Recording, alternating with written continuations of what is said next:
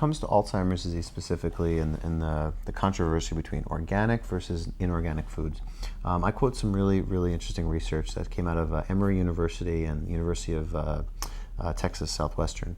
And what this study showed, and these studies have looked at, is that does organic food, is it associated with less of an impact than on Alzheimer's disease than foods that are produce that is treated with pesticides. So the take-home message with these large studies, and these are epidemiological studies, so they may not be the most robust. We're never going to have a randomized study where we have half the people go into one group and eat foods with pesticides and the other half not. But these studies show that it really depends on the person. So people with an ApoE4 gene that have a diet that is high in pesticides, those people are at a much higher likelihood to develop Alzheimer's disease than people that had that gene but didn't have the pesticide exposure.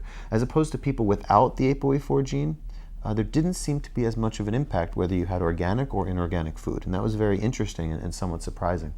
The other part is that when it comes to produce that's grown in the United States and Canada, one of these major offenders, DDT. Now, DDT has been outlawed in the United States for over 35 years.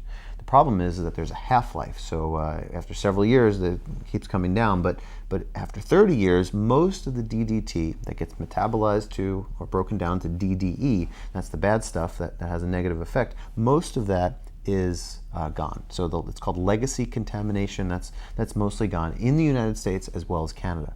However, if people, especially people with the ApoE4 gene, okay, so roughly at least 40% or so of the population have the ApoE4 gene.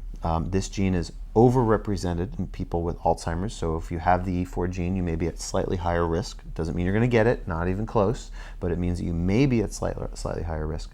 One of the things that you can do in a personalized fashion to reduce the risk of Alzheimer's disease in a person with the ApoE4 gene is to recommend that they eat organic produce only if it's grown outside of the United States or Canada, to be sure. Do you make any distinction versus kind of foods? Like, do you recommend your patients look at the EPA's annual Dirty Dozen list? Fill me in on the EPA's Dirty Dozen list.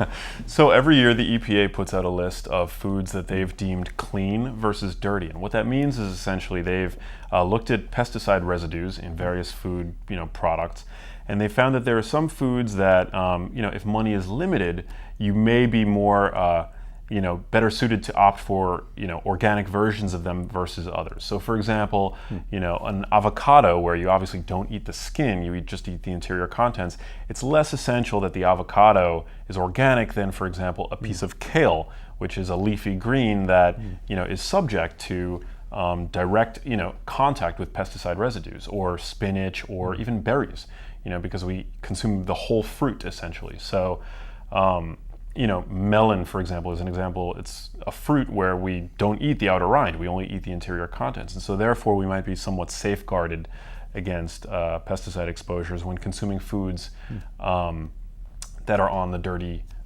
Dozen list in their organic form. So that might be, obviously a budgetary consideration if money is not tight, because organic foods can sometimes be more expensive. Another trick that I like to use, berries I know are a big part of your protocol. Blueberries are, one of the healthiest foods that you can consume. It's always cheaper to buy them frozen because the cost of transportation doesn't have to be so urgent. So these berries are frozen and then ground shipped to whatever supermarket you're in. So something that I like to advocate for are healthy hacks, if you will, of ways of getting these kinds of healthy foods in parts of the country or world where access might be a little bit more difficult, or if budget is a factor as well.